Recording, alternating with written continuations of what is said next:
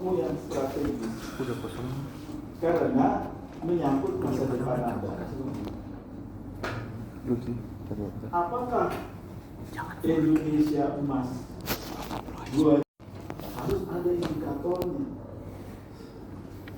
Nanti kita bisa diskusi. Anda mengatakan, iya Pak, kasih argumentasi, kasih alasan lah, apalah. Karena menurut saya teman saya yang di mana gitu, nggak harus ilmiah, ya. Tapi Anda punya pendapat di kelas ini dan Anda bisa mengungkapkan itu. Nanti kita simak bersama-sama. Kenapa? Karena saya berani ngomong di sini. Anda menyandang suatu nanti menjadi suatu sarjana yang namanya sarjana sains informasi. Orang nanya apa itu? Saya sendiri juga nanya. Nah, disinilah tempat Anda untuk bertanya. Karena kebetulan saya sudah ngajar lebih dari 30 tahun. Jadi mungkin ketika hitungannya ada bisa menjadi cucu saya gitu. Ya. Bisa begitu. Tapi saya mengalami suatu perubahan zaman yang cukup signifikan. Dari zaman Orde Baru, Orde Reformasi, sampai sekarang. Dan saya memahami lah. Walaupun saya bukan seorang katakanlah ahli ilmu politik yang ada di undang, di talk show, di apa gitu. Tapi sebagai orang yang belajar di perguruan tinggi, seharusnya Anda menjadi seorang yang sensitif. Karena ini adalah menjadi bagian hidup Anda. Katakanlah tadi mengenai perebutan ruang. Bisa bayangkan yang ketika di zaman Orde Baru tidak ada bisa memiliki kepemilikan uang yang sedemikian timpang, sehingga muncul kasus pemanggaran uang. Anda ngikutin? Kalau sudah mengikuti pengantar ilmu politik, tidak ikuti.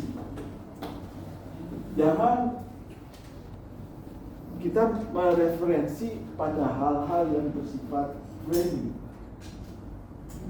Karena tsunami informasi, silakan. Karena tsunami informasi itu membuat Anda mengalami distraction terhadap fokus yang menjadi disiplin ilmuwan. Ya, itu pengantar di dalam kita berkuliah nanti. Sebenarnya kegagapan itu bukan hanya terjadi di mahasiswa, di dosen juga sama. Saya baru aja mendapat bentar-bentar ada aplikasi baru. Aplikasi dosen yang ini belum selesai, ini baru lagi. Dan saya juga melihat itu bukan hanya ada di perguruan tinggi, dan juga di pendidikan mendasar dan menengah. Kebetulan saya juga sebagai asesor dan akreditasi nasional, tapi bukan di pendidikan tinggi, saya di pendidikan menengah dan dasar. Dan saya juga belajar mengenai politik pendidikan. Jadi politik itu penting.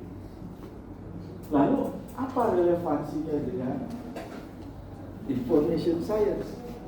Nah, coba kita mana ini ya? Itu ada mungkin. Itu mudah-mudahan saya bawa. Apa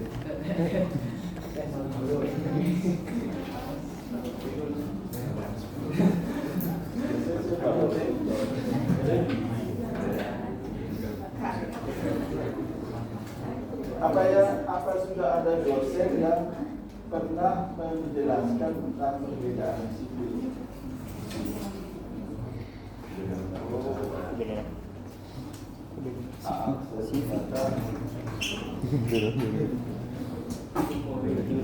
Jadi permanen.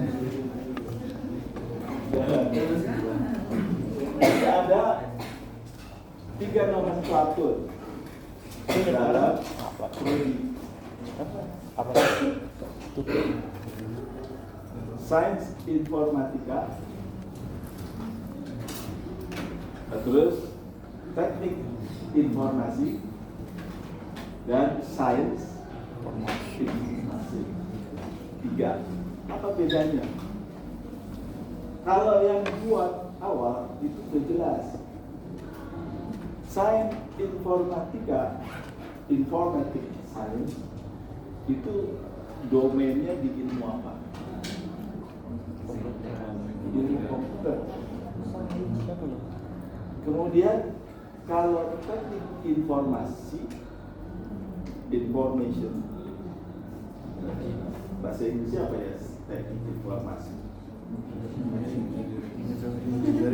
Begitu saja. Ya, information engineering gitu ya. Itu jelas. Itu punya di teknik ITB. Saya banyak punya teman yang lulusan teknik informasi ITB. Kemudian sains informasi itu apa? Kemudian kalau yang dua ini ada di ilmu alam, yang ini ada di Fakultas Ilmu Sosial. Coba supaya lebih mudah untuk saya berkomunikasi dengan Anda, siapa di antara Anda yang dulu SMA-nya IPA? Oh, bukan ini. Linjur. Ya, Aku masih IPA. saya selalu ngajar menanyakan itu Farmasi. karena saya biasanya mahasiswa di semester 1 Iya. 2. Mau bang? Di information science ini, kita ini sains informasi ini mungkin sekitar 2/3 mungkin kadang-kadang nanti saya tanya lagi, mungkin bisa terjadi 50% adalah IPA. Berbeda dengan mahasiswa yang mengambil jurusan AI, komunikasi, dan ilmu politik. Kalau saya tanya, itu biasanya kurang dari 10 atau paling banyak 10. Ya. Kalau menurut saya, pengalaman saya di dalam bekerja menggunakan ilmu-ilmu sosial, itu kita memiliki nilai tambah. Saya menjadi konsultan Bank Dunia untuk proyek infrastruktur. Jadi mau bangun apa?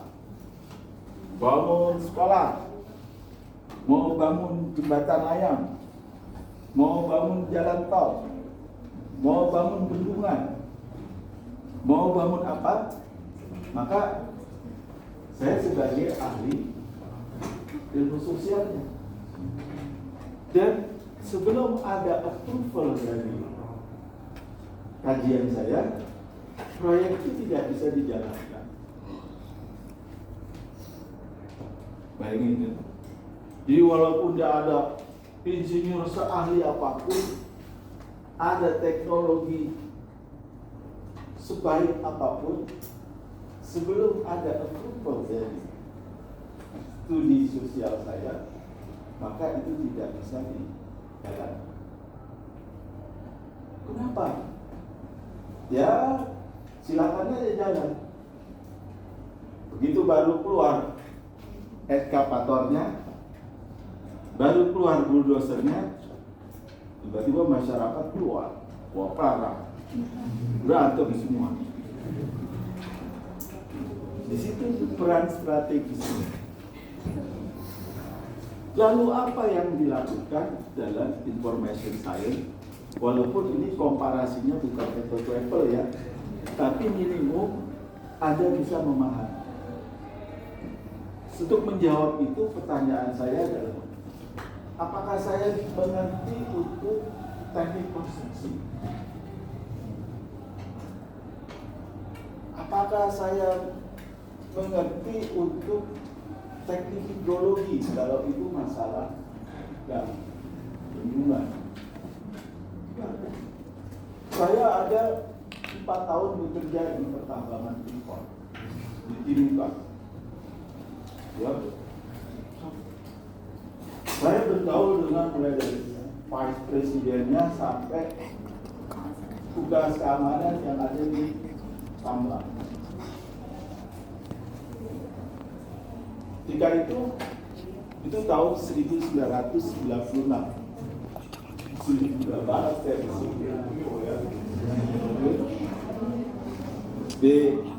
saya diundang kantor pusat itu kan di Kuningan.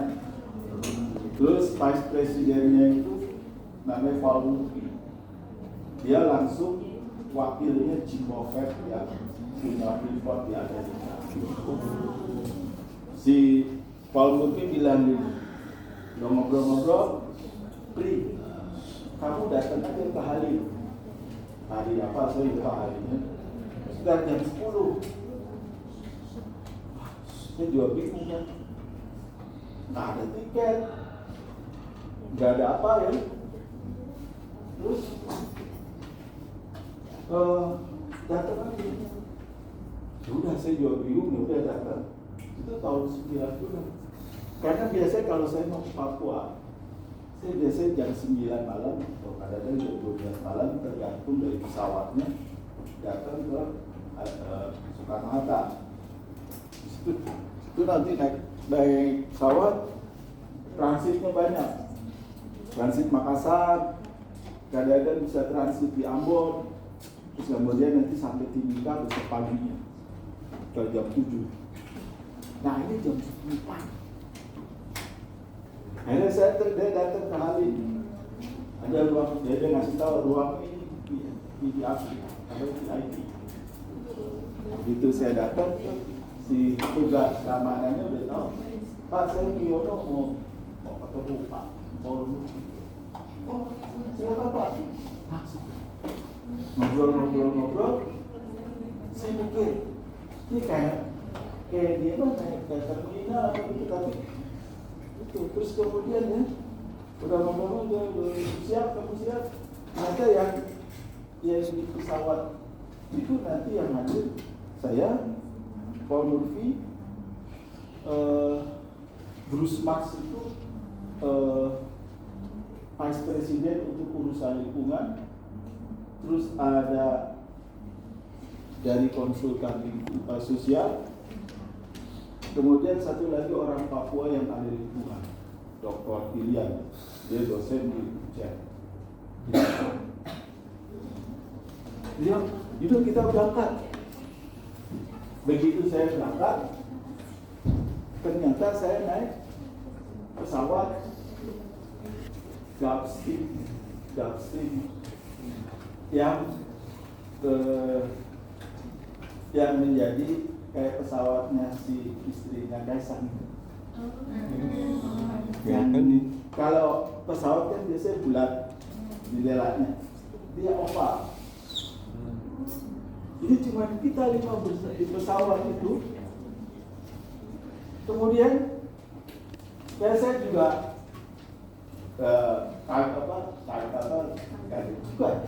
juga itu tinggal naik aja, terus security-nya juga udah tinggal Pak naik sudah ngikutin aja jalan masuk pesawat Gulfstream 3 itu. Terus saya nanya sama si Bruce Mas tadi yang orang Amerika asli tadi, Bruce, kamu itu udah sekarang kalau kamu orang Freeport udah sering dong naik pesawat ini? Wah saya juga enggak, sambil kayak orang norak gitu di joknya itu. Karena joknya itu ternyata di pantatnya itu ada AC. Jadi kita nggak merasa panas. Dia sambil begini, saya juga baru sekali ini. Wah, dia juga orang bule orang bule norak ya gitu kan. Maka naiklah kita ke pesawat. Terus sambil saya melihat apa di bawah, ternyata lewat tempat kontrakan saya dulu. Kan masih muda kan, belum punya rumah gitu kan. Itu kontrakan saya di sini. Di Halim itu kan. Terus ya sampai 3 jam udah sampai di Mika. Dia juga cerita si Murti. Ya kadang-kadang kita di tengah pesawat itu tiba-tiba kita mau berubah pikiran ke Australia. Jadi tinggal dulu ke Australia aja deh. Ya kita ke Australia. Mungkin yang paling dekat di Cairns di Darwin ya. Gak bisa dong. Atau bisa mau ke Singapura. Gitu kan. Jadi ini juga menjadi perhatian Anda untuk gratifikasi. Ya, apakah ada orang mau kasih tumpangan pesawat karena untuk operasionalnya itu bisa berapa miliar? Kalau Anda nggak sensitif dari ilmu politik, ya biasa aja kan dia bukan pejabat negara. Paham nggak? Ya kan? Kenapa dia bisa ke Amerika beli roti yang 400.000? Nah,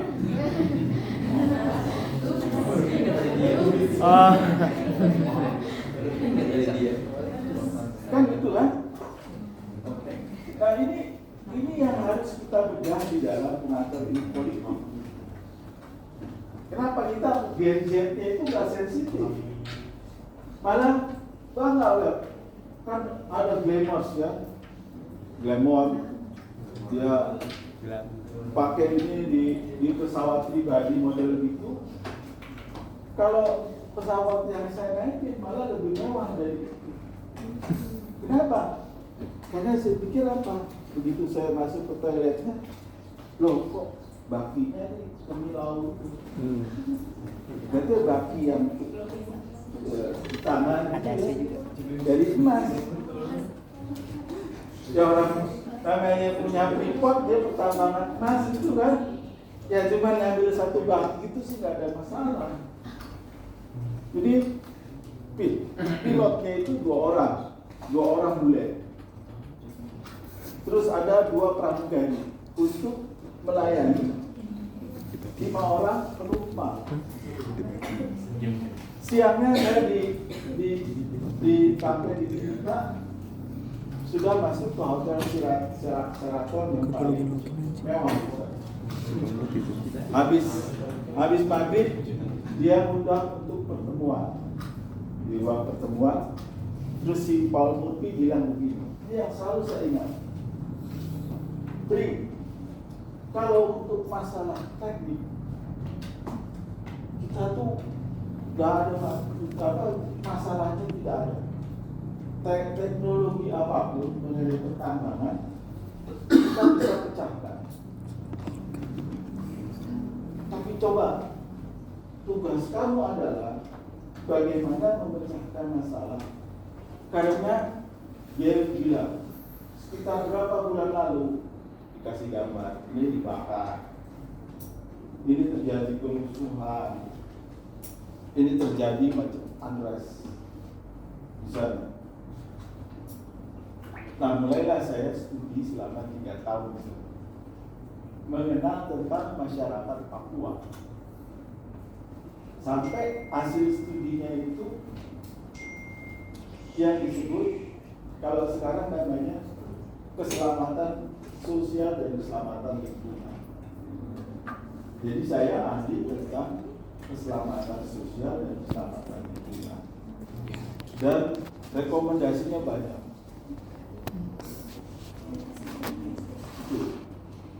Jadi itu pengalaman. Jadi artinya apa? Walaupun ilmu sosial pasti tetap dibutuhkan. saya tidak mengerti tentang pertambangan, tapi saya terus masuk ke akses database mereka. Saya minta penjelasan bagaimana proses tambang itu dengan tailing, ampas tambang sekitar 250 kiloton itu per hari, itu mencemari Sungai Aqua dari pegunungan sampai ke pantai. Jadi kalau Anda ke Papua, ke Timika, sebelum mendarat pasti ada gurun pasir. Itu merusak lingkungan. Tapi dengan kompleksitas sedemikian besar, manajemen untuk tidak terjadinya unrest tadi, kerusuhan-kerusuhan menjadi terkendali. Dan disitulah pentingnya lingkup sosial. Sekarang bagaimana kalau di sains informasi? Mungkin tahu, Anda bisa aja paham nanti. Saya juga dengar sih dosen-dosen yang dilibatkan di dalam perancangan kurikulum ini. Ada juga orang yang punya basis information, science informatika tadi dari komputer. Tapi juga ada orang yang punya basis dengan teknik informatika. Dan semua itu adalah alat. Ya, semua itu hanya alat. Yang lebih penting nanti adalah bagaimana pemanfaatan itu untuk kepentingan manusia.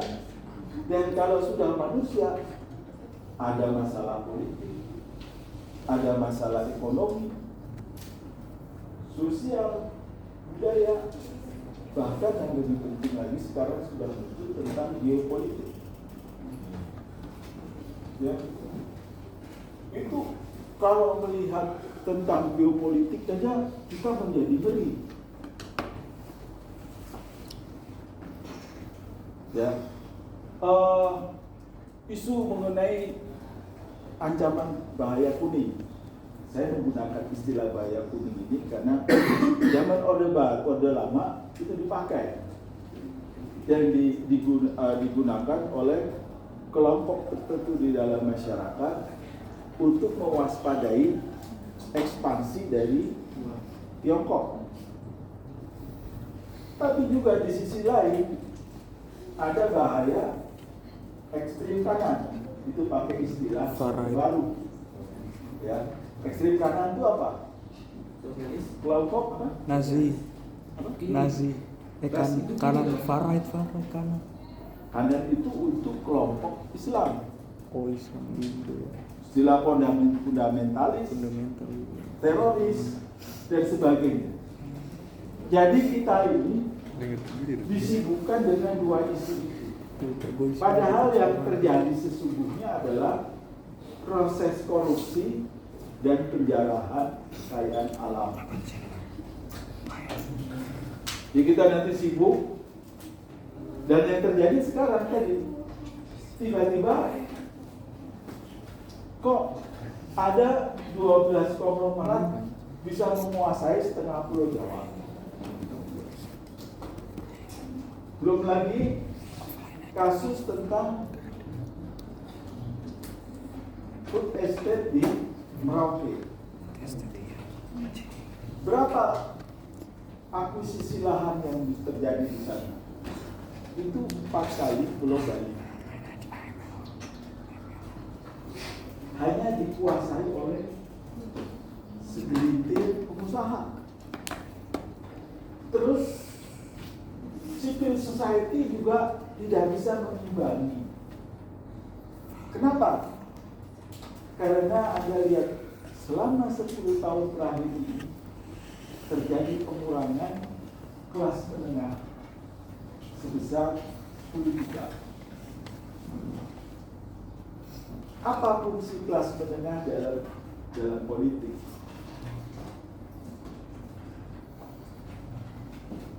Apa fungsinya?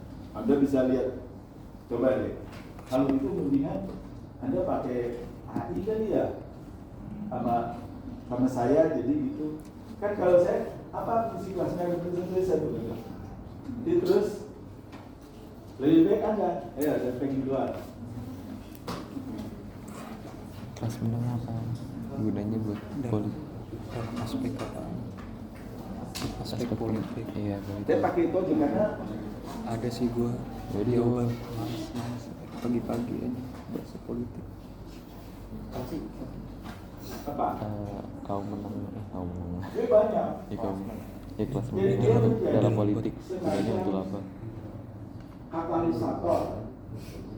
Ya, kalau saya memandangnya sebagai katalisator antara kepentingan elit dan kepentingan kelas bawah. Udah kayak ngomong bapak gua aja. Dia menjadi katalisator. Kalau kelas menengahnya menjadi semakin menyempit atau tidak ada, maka negara itu cenderung menjadi otoritarian. Kesenjangan. Atau kalau tidak otoritarian, dia turun kelas, tidak menjadi negara maju. Karena nggak ada yang kontrol. Coba, benar nggak? Apa coba? Ayo dong. Jangan malu-malu deh. Pokoknya sekarang kita udah pakai karena ada mahasiswa saya informasi.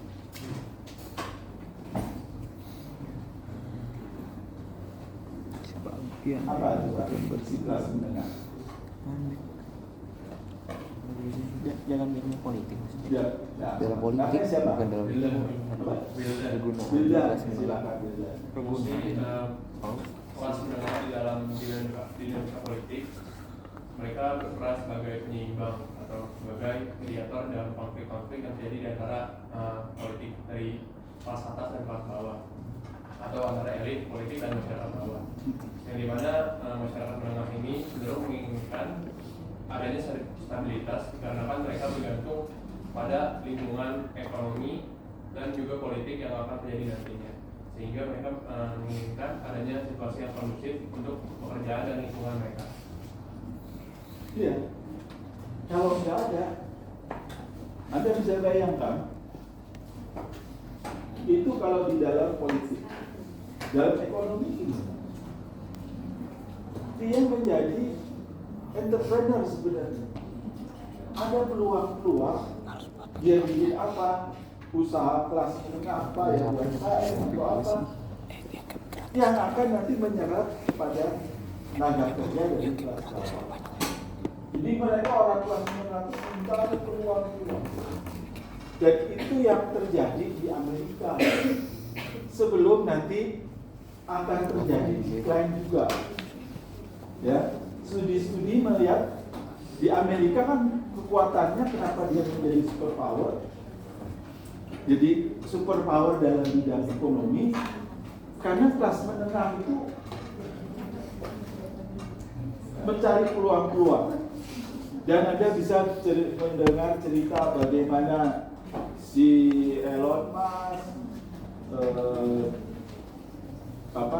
Musk Windows siapa? Bill Gates itu kan mulainya dari kelas menengah, dari industri di garasi, kemudian nanti dia berkembang. Kalau nggak ada kelas menengah, itu contohnya adalah Argentina. Anda tahu Evita Peron ya? Coba lihat film tentang Evita Peron yang diperankan oleh Madonna tentang Argentina. Di situ di awal abad 20 Argentina itu adalah suatu negara maju.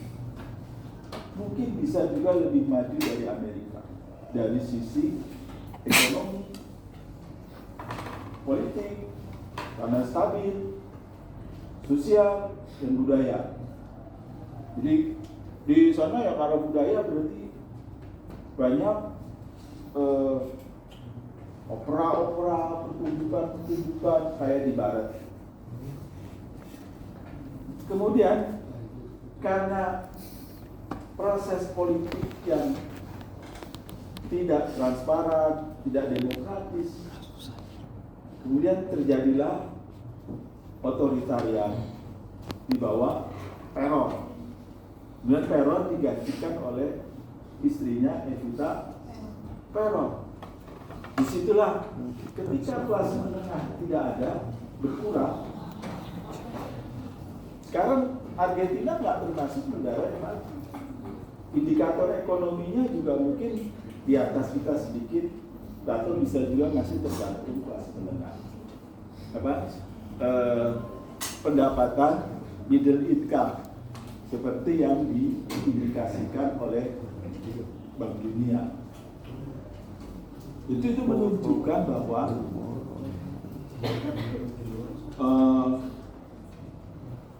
pentingnya kelas menengah dan pentingnya kita belajar ilmu politik. Jadi Anda bisa bayangkan ketika nanti Anda bertemu 3 orang sarjana, Anda sudah menjadi sarjana sains informasi, ketemu satu dari teknik informasi, satu dari sains informatika, komputer, satu lagi dari sains informasi fisik. Temu.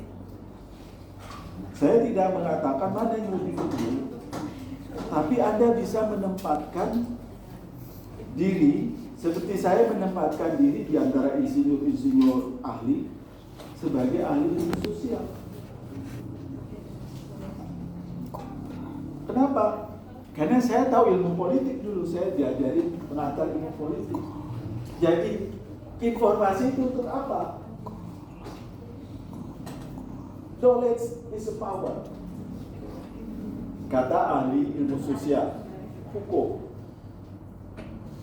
Knowledge, pengetahuan, dan di situ ada informasi kan. Jadi informasi yang sudah diolah menjadi pengetahuan itu adalah power, kekuasaan. Jadi, Anda nanti bisa mengolah itu. Mungkin di pengantar ini kita juga bisa mulai. Saya sih menyarankan kita modelnya adalah project based. Tapi saya nggak tahu di kurikulumnya karena sekarang sudah menjadi menyatu, terstruktur. Dan saya tergopoh-gopoh karena saya adalah,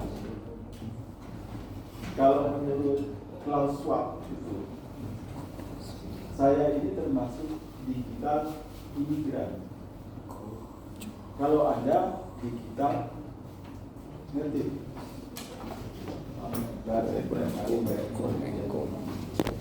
digital native artinya Anda itu penduduk asli.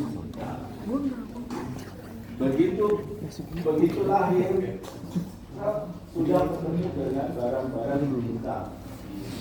Saya melihat di daerah, di publik ya, di mall, di kereta api, anak-anak balita itu sudah mulai dikasih gadget. Terus nanti kalau diambil nanti nangis. Sementara saya tuh ketika membuat skripsi itu pakai mesin ketik.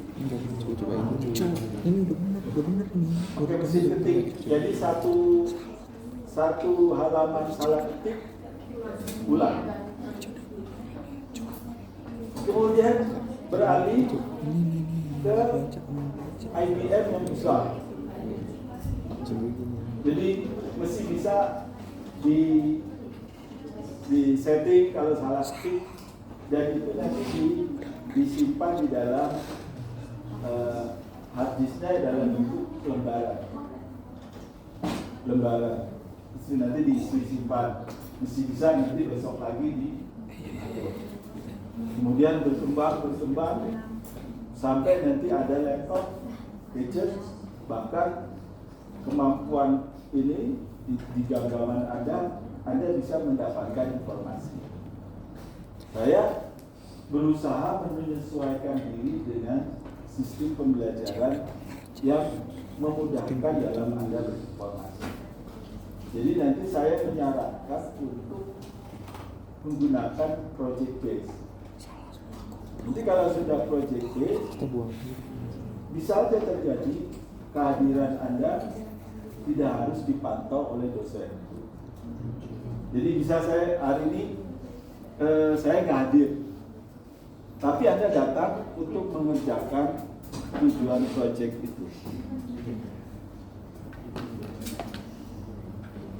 Pencapaian pembelajaran tetap terjadi. Karena gini, saya namun demikian, saya akan tetap menggunakan buku ini. Ini buku yang sudah menjadi buku klasik dan otoritatif. Anda bisa bayangkan, buku ini sudah direvisi sekitar tahun 2007. Sementara saya juga menggunakan buku ini kita tahun 1980-an. Apakah masih relevan? Ya, karena tentu berbeda antara yang buku yang dulu dengan yang sekarang. Tapi saya mengenal siapa profesor ini. Miriam Budiarjo. Siapa? Dan saya juga tahu rumahnya.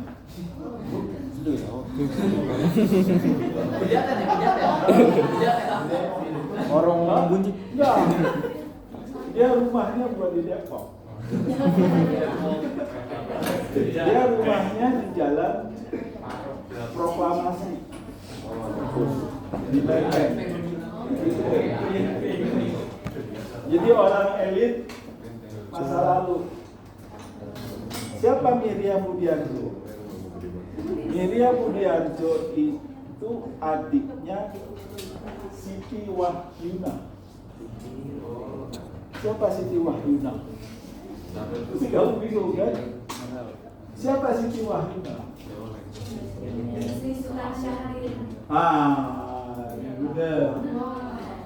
Istrinya Sultan Syahrir. Jadi dia adalah adik iparnya Sultan Syahrir. Siapa Sultan Syahrir? Diplomat, pernah jadi perdana menteri. Jadi kalau Anda belajar ilmu politik itu perlu belajar sejarah juga. Kemudian pertanyaannya, apa relevansinya dengan sains informasi? Jadi saya sudah katakan, ketika kita tahu sejarah, maka informasi ini menjadi kontekstual. Apakah itu diketahui oleh orang teknik informasi? Belum tentu. Apakah itu diketahui oleh sains informasi? Sains informatika yang di komputer? Belum tentu. Tapi Anda tahu konteks politiknya dari informasi itu. Jadi paham ya? Apa sudah paham? Ya, jadi Anda jangan merasa kok gue ini belajar ilmu politik, kok gue belajar ilmu-ilmu yang lain, sementara dia melihat teman-teman yang di teknik informasi lagi ngoprek laptop, ngoprek big data. Kita juga dapat belajar big data, tapi kita tahu big data for what, for who. Kalau dia hanya bisa mengemasnya saja secara teknis, ya, kita akan mengemasnya lebih kepada kepentingan, kepada konteks. Karena walaupun semua itu sudah bisa disajikan menurut AI, artificial intelligence, tapi wisdom itu nggak bisa, ya kan? Wisdom, kalau orang yang nggak belajar dalam konteks sosial, dia nggak punya wisdom. Disuruh, dia hanya menjadi pesuruh sebenarnya. Kita levelnya menjadi lebih manajer. Ya, kalau kita tahu, seperti halnya saya ketika diminta untuk melihat pembangunan, kalau ada yang di daerah Magelang, ada ya, Purwokerto Pak ya. Purwokerto. Kalau di proyek terakhir saya itu ada namanya di daerah Magelang, flyover Cakung. Itu menghubungkan Sopeng dan semana-mana. Dan situ tadinya adalah biang kemacetan. Akhirnya dibangun flyover. Itu cukup lama, 3 tahun. Maka kita melakukan studi. Karena ada orang-orang yang digusur. Dan orang-orang yang digusur harus diperlakukan secara manusiawi, sesuai dengan peraturan dan undangan yang ada. Itu kesulitannya di situ. Karena setiap orang kepalanya itu punya kepentingan masing-masing. Jadi dilakukan studi, alhamdulillah berhasil, kemudian dibangun. Jadi kalau Anda nanti dari Jogja mau ke Borobudur atau apa itu jalannya sudah jauh. Nanti dari mana ke mana itu. Nah, di situ pentingnya aspek sosial tadi. Dan banyak saya memberikan contoh bagaimana proyek dam ya, bendungannya. Kan nanti ada skenario pembebasan lahannya. Ketika pemilihan untuk ketinggian sekian, maka nanti desa-desa yang tergenang itu sekian. Kalau ketinggiannya sekian, maka akan ada dampak lagi. Dan juga nanti orang ahli teknik itu menghitung tentang teknik hidrologi ya, menghitung tentang kekuatan damnya. Terus juga catchment area-nya. Itu juga sama halnya dengan saya berinteraksi dengan ahli tambang yang ada di Freeport. Jadi saya mempelajari aja secara common sense. Kalau ini produksi tambangnya semakin besar, tailingnya semakin besar, itu nanti buangannya memenuhi daerah aliran sungai itu sedemikian besar. Desa-desa apa yang terdampak itu semua kita pelajari. Apakah itu dipelajari oleh orang pertambangan? Ya. Apakah itu diketahui oleh pejabat pemerintah? Sama nanti halnya seperti itu Anda. Jadi jangan khawatir, Anda nanti pasti tahu bagaimana orang teknik informasi pratika bekerja. Walaupun Anda tidak sedetail tekniknya pada mereka. Seperti saya juga tidak tahu teknik detailnya pada ahli pertambangan. Tapi saya sudah tahu nanti outputnya seperti apa, dan nanti kita akan memperkirakan dampak. Termasuk dengan pembebasan lahan. Termasuk juga dengan masyarakat adat. Saya bertanya sekarang pada Anda, kenapa kasus Rempang itu terjadi?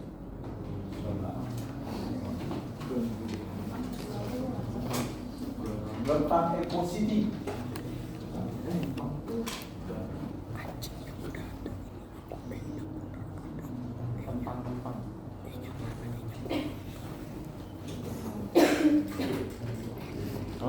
Itu geser mata.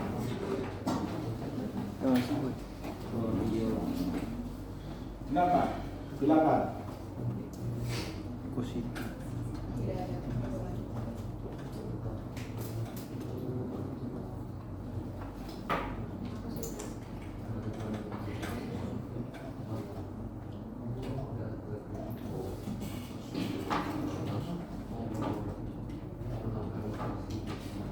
Silakan yang mau membacakan saya.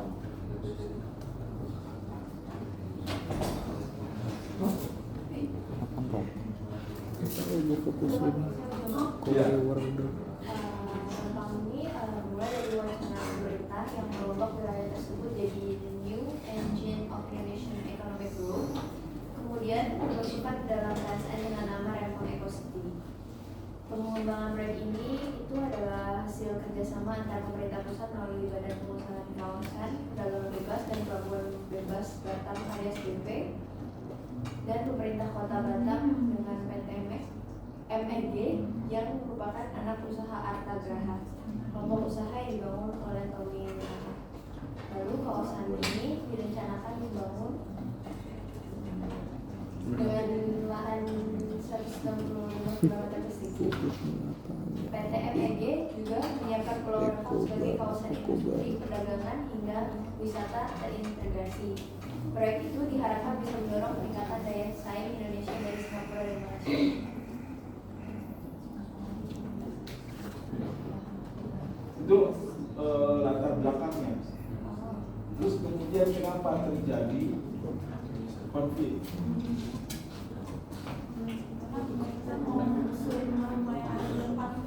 Silakan, namanya siapa? Saya Rasya Usmanwada. Mungkin kenapa Rempang itu bisa terjadi karena pemerintah itu mau menggusur rumah-rumah yang ada di daerah Rempang dekat Batam itu menjadi Eco City itu, the new of Eco City. Karena kan dia berdekatan dengan Singapura kan ya Pak. Singapura itu kan kayak negara yang pusatnya perekonomian dan di Asia Tenggara. Jadi mungkin kayak Indonesia tuh mau coba mencoba menyampingi gitu. Jadi makanya di daerah Batam itu mau digusur rumah-rumah tanpa izin dari masyarakat setempat. Jadi makanya masyarakat setempat pada menolak untuk digusur.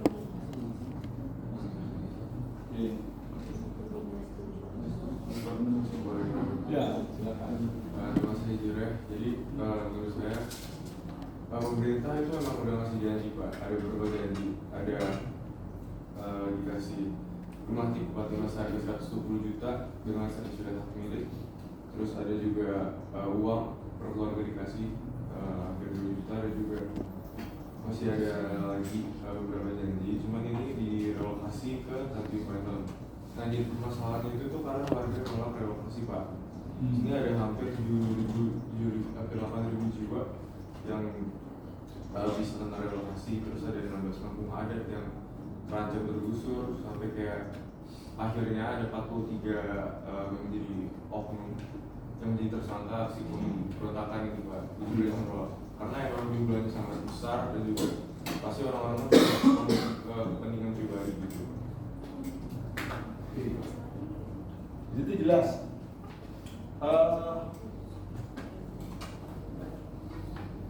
Kita harus kita nggak ikut ke dalam artinya politik kepentingan kita melihat. Tapi kita sebagai ilmuwan, ya, kita kan ranahnya ini perguruan tinggi, ilmiah. Maka kita harus melihat di situ ada kepemilikan masyarakat adat. Jadi masyarakat adat yang menurut dokumen-dokumen kolonial itu sudah ada di sejak abad ke-17 ke 17. Jadi sudah ada di situ. Kemudian ada politik pertanahan di mana dia tidak bisa mendapatkan sertifikat. Jadi karena apa? Karena itu adalah otoritas Batam. Nah, di sisi lain pemerintah merasa berhak untuk mengatur rakyatnya, istilahnya mengatur rakyatnya untuk dipindahkan kemana aja. Termasuk juga kalau kita lagi kuliah ini, kalau ada kebijakan pemerintah, kita pindah. Katanya mau dipindahin gimana? Ada Bogor, Parung dan sebagainya kan, gitu kan? Ya, secara legal itu bisa, tapi secara proses ini juga harus dilalui. Ya, itu kan? Secara legal kita bisa, Itu proses. Nah ini yang proses yang tidak dilalui dengan benar sebenarnya. Seharusnya, dan ini yang terjadi di dalam pekerjaan kita di ilmu sosial adalah kontradiksi antara keahlian kita dengan ilmu sosial dengan kebutuhan kebijakan pemerintah atau kebijakan proyek.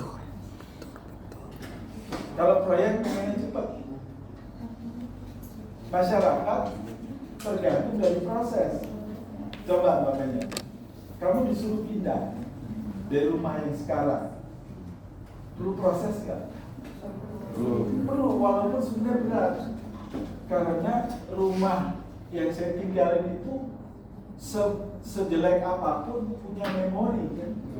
Nah di dalam manusia itu ada, beda dengan binatang. Nah memori itu juga harus dihargai. Kan cuma begitu aja. Pada saya juga kan nanti pemerintah akan memindahkan ke tempat yang lebih baik, artinya gitu. Dan ini yang terjadi dalam konflik-konflik agraria. Pemerintah dengan sudut pandang sendiri mengatakan ini baik. Nah sekarang tadi kan sudah dibilang bahwa nanti akan dipindahkan mendapatkan rumah. Sekarang kita coba karena kita memiliki pengetahuan ilmu sosial politik. Sekarang kita mencoba untuk memahami orang yang menolak tadi. Seperti halnya tadi kalau tiba-tiba Anda disuruh pindah, padahal dulu kecilnya ketemu sama teman-teman, telanjang bulan masih kecil, terjun ke sungai kan, kan kita melihat sering begitu kan, dan itu kan jadi mengakar di dalam memori mereka. Tiba-tiba harus dipindahkan ke rumah katakanlah gedung gitu ya, ukurannya lebih kecil, terus dia mau ke sawah, mau nyari apa jauh. Nah disitulah pentingnya ilmu sosial berperan. Karena saya belum pernah punya pengalaman dalam bidang saya informasi yang Anda punya. Saya masih menggunakan analogi di dalam proyek-proyek fisik. Tapi nanti akan terjadi. Apakah nanti mungkin Anda bekerja di BIN, Badan Intelijen Negara, sangat dibutuhkan nanti, atau di Kementerian Luar Negeri, atau masuk di dalam sandi negara, atau di Departemen Kehakiman. Ya. Jadi level Anda itu lebih dari hanya sekedar menggunakan teknologi.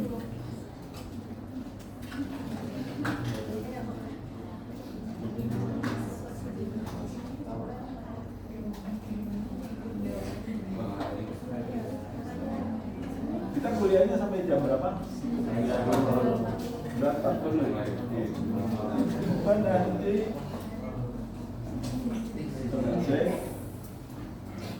karena nanti ada kelas besar ya. Pertemuan keberapa? 5 dan 6. Berarti sebelum UTS ya? Oke. Sebelum UTS. Saya menyarankan kita akan membagi kelompok. Kelompok lagi capek. Kompak. Lagi coba ada dua huruf no bener no.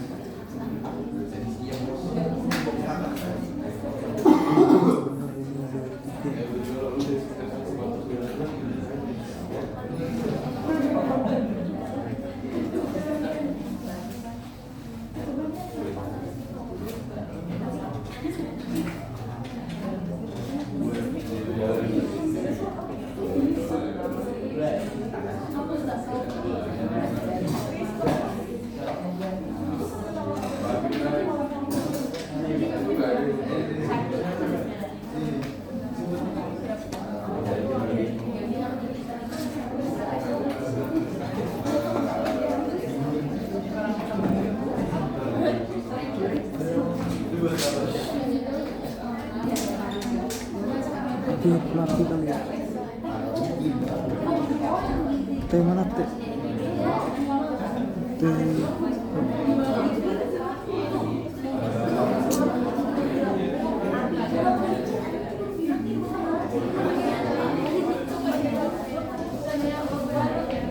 Berarti ini RD atau DR gitu. Bir, ya bir.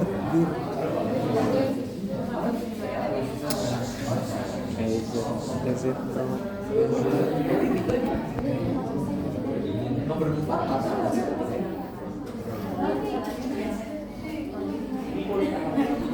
Ya, saya jadi cantik berapa? Tujuh atau delapan? Delapan ya? kalau tebak anjing. Dream. Dream ya. Lagi lah 2 kali tebak. EZ.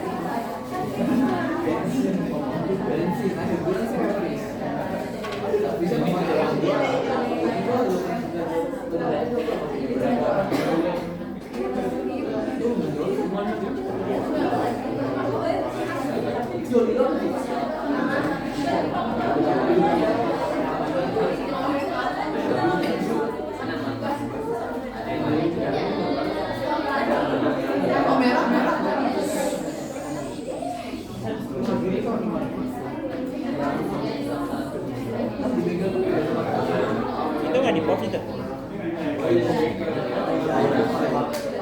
Argumen Sivo.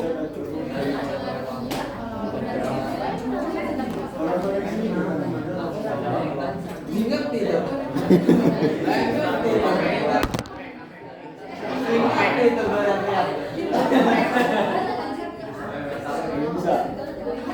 Ingat tidak? Lagu dipanggil.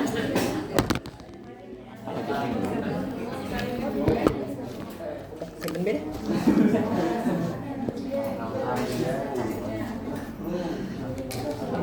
Ini ada, kita perhatikan ini ada RPS ya, rencana pembelajaran semester. Ya, Tapi dilupain bahasa lu asli. Di kita tadi membahas tentang arti, sifat dan lingkup ilmu politik, ya, lingkup politik dan ilmu politik. Terus nanti kemudian kita akan mempelajari tentang konsep-konsep dasar dalam ilmu politik. Ke depan saya masih akan mengajar tentang konsep-konsep dasar tentang ilmu politik. Kemudian nanti ada tentang pekan ketiga itu membahas tentang filsafat, pemikiran dan teori politik. Pekan keempat kita mempelajari tentang ideologi politik. Kalau melihat tapi lu beda dulu ya. dari judul-judulnya, Anda jangan takut dulu ya. Filsafat, ideologi, Siapa tadi? tapi itu semua ada di dalam bahan bacaan. Forget. Bagus banget. Kemudian Anak anjing. Ngapain bosnya? pekan Dia kelima anjing, itu pisang banget. membahas tentang bangsa dan negara. Pekan ketujuh membahas tentang perbandingan ilmu politik dan sistem politik. Ini kelas besar ya. Kemudian ada budaya. Oh, 5 dan 6. Kemudian ada budaya, komunikasi dan sosialisasi politik. Pekan ke-8 kita akan ada UTS. Nanti bentuk UTS-nya pun kita bisa rundingkan. Jadi kita bisa rundingkan ya. Apakah mau menulis atau hanya dalam project base. Jadi ada mereport kemajuan dalam project base. Dan itu bisa terjadi, Anda bisa mengerjakan secara berkelompok, baik di kelas maupun di tempat lain.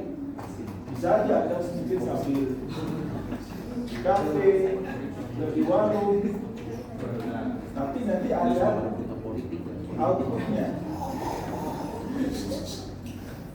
Kemudian di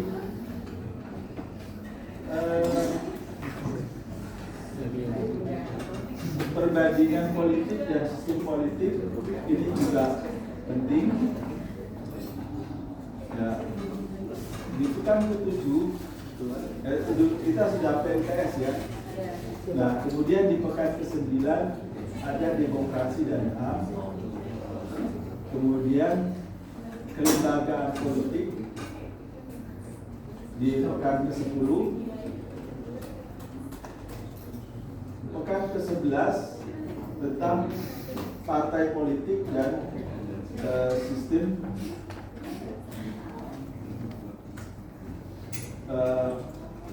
pemilihan dan juga civil society, konsep-konsep ini. Kemudian ada kebijakan politik,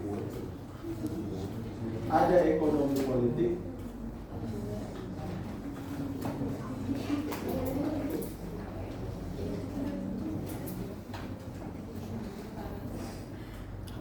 kemudian ada politik global.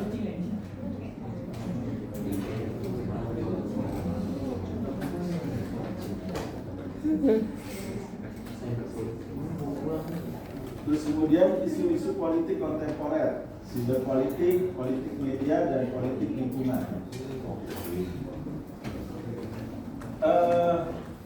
Karena sistem kita adalah pembelajarannya adalah student learning center, jadi nanti mahasiswa yang lebih aktif. Ya. Karena kalau saya yang aktif, terus terang ya, informasi lebih banyak yang kita dapatkan. Tapi saya kan sudah belajar lebih dulu, jadi bisa memberikan duduk perkaranya itu di mana. Contoh, apakah Anda mengikuti perkembangan tentang pemanggaran laut? Selalu ya. Tapi apa latar belakangnya? Apa konteks politiknya? Jadi itu semua kita pelajari. Bahkan nanti juga bisa ada hubungannya dengan yang di sana. Ya, yang ada setiap hari lihat ya. Ya, dan lihat apakah ada hubungannya? Ada yang mengatakan tidak, ada yang mengatakan iya. Kemudian tadi ada demokrasi dan HAM. Ini juga bisa sangat luas ya. Kaitan dengan konstitusi. Ya.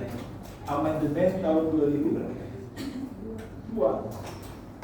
Jadi apakah konstitusi kita itu masih sejalan relnya? Bisa dibahas dalam ini. Kemudian tentang kelembagaan, partai politik, sistem pemilihan dan civil society, gerakan sosial, kebijakan publik, kemudian ada ekonomi politik. Nah, yang ke-16 politik global ini juga termasuk adalah geopolitik.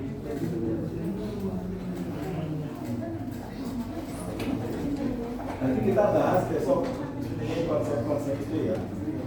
Kemudian ada politik global ini berkaitan dengan geopolitik. Ini juga menarik karena Indonesia itu sebagai daerah persilangan macam-macam, persilangan geografis. Bayangkan ada 3 alki, alur laut internasional. Tahu nggak alur laut internasional? Jadi Pulau Nusantara ini ada alur laut di mana semua kapal internasional boleh melintas. Di Selat Sunda, terus di Selat Lombok sampai ke Selat Makassar. Kalau nggak salah juga ada di Maluku. Ada 3 alur laut. Termasuk Malaka. Jadi Malaka di Aceh, di Sumatera bagian timur. Nah itu menjadi perhatian yang cukup penting. Kemudian isu-isu politik kontemporer. Dan terakhir adalah 16 UAS. Sekarang kita bagi kelompok.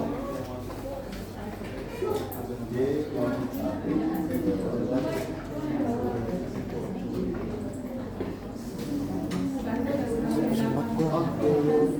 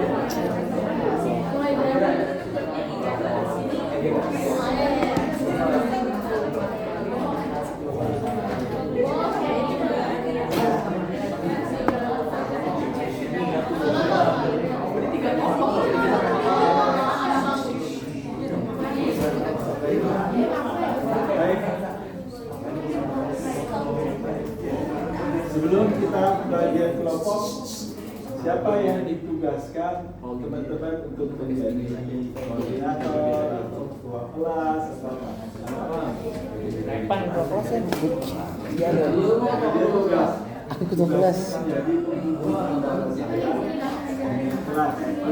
Ketua kelas. Sabar.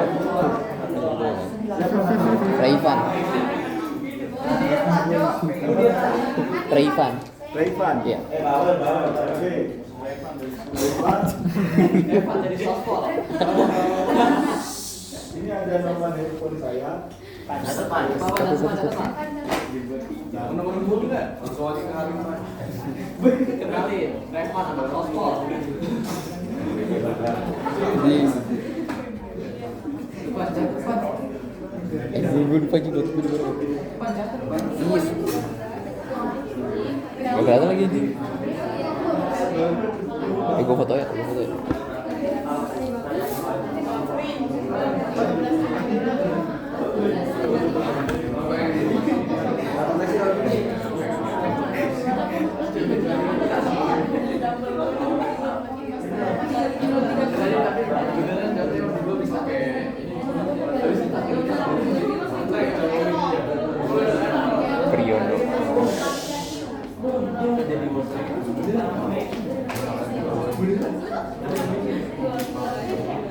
Salah 3 125 kosong. Baik, ada 10, kita membagi menjadi 10 kelompok. Karena ini student based learning, ini student learning.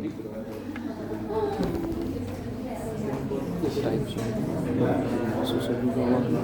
Student based learning, maka nanti yang berdiskusi adalah mahasiswa.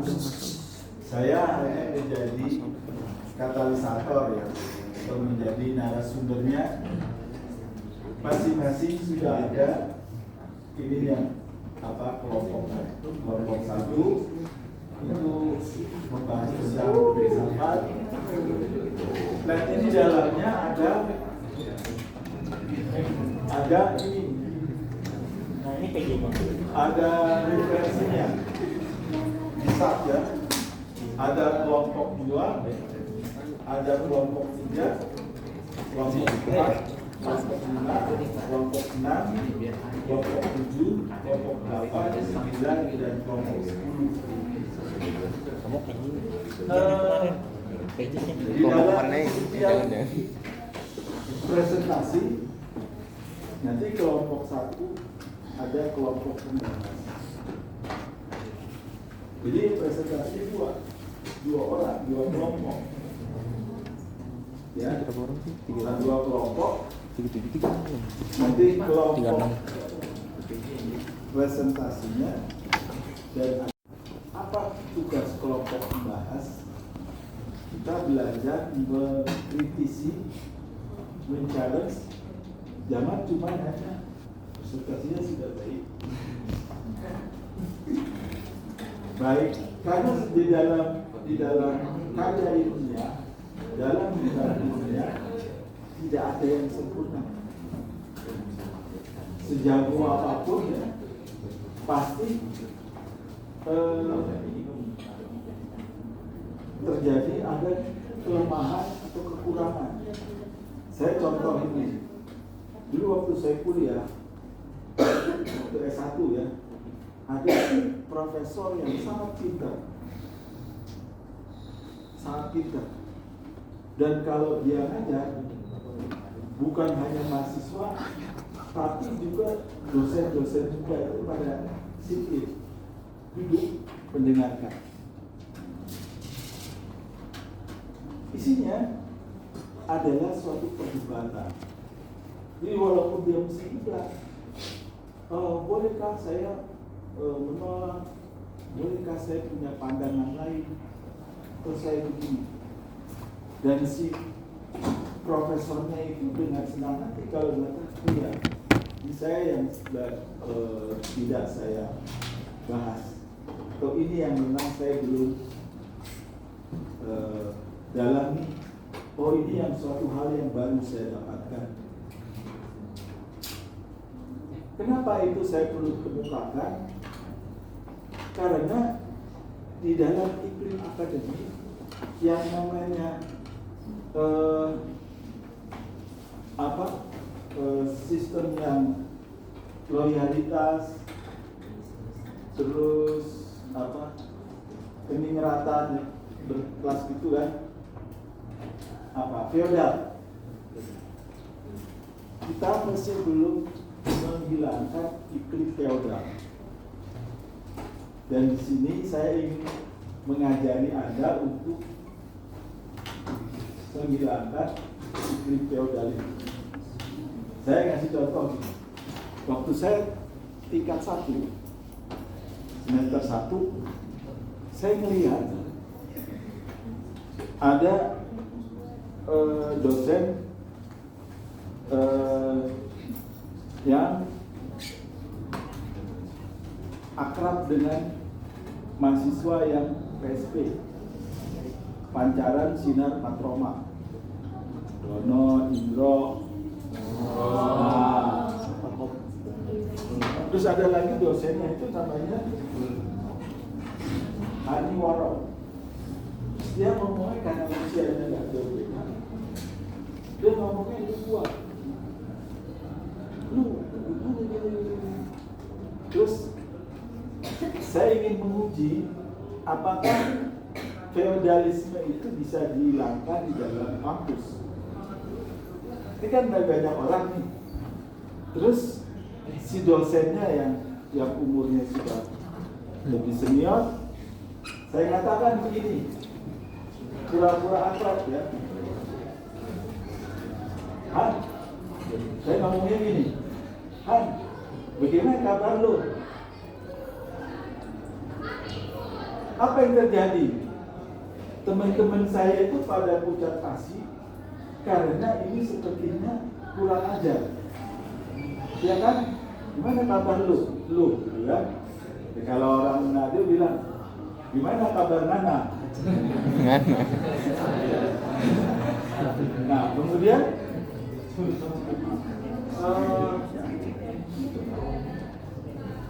sudah ternyata memang dia seorang yang egaliter. Kabar baik, dia juga kaget kan ada mahasiswa baru berani ngomong ke dia belum buah. Sama halnya dengan profesor yang tadi. Di dalam kelas begini, kalau ada yang mengatakan menyandang, itu suatu hal yang biasa. Ya, berbeda dengan di SMA dulu. Guru can do no wrong. Kalau di sini dosen bisa salah dan bisa terbatas. Ya, terutama Anda bisa menjajal ke saya. Ya. Saya juga menyadari karena iklim feodalisme ini mungkin banyak mesti dijangkiti oleh dosen-dosen lain.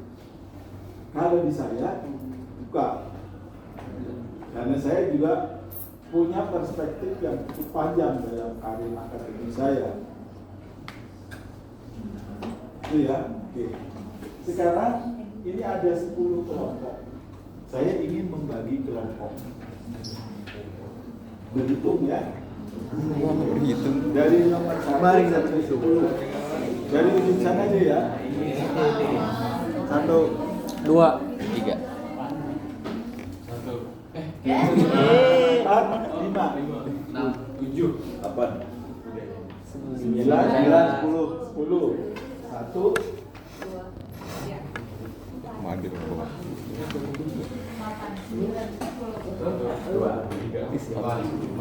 Lah, 2 siapa tadi?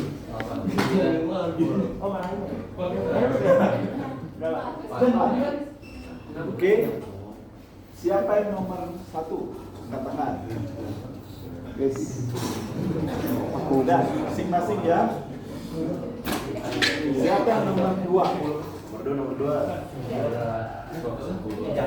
Udah ya, nomor 2. Udah saya. Nomor 3. Nomor 3. Nomor 4. Kalian nomor 4. Sekarang nomor 5. Masuk tuh. Nomor 5. Sekarang nomor 6. Nomor 6. Dan nomor 6. Sekarang nomor 7. Nomor 7 sudah tahu semua. Nomor 8. Nomor 8. Sudah ya. Nomor 9. Nomor 10. Sudah ya.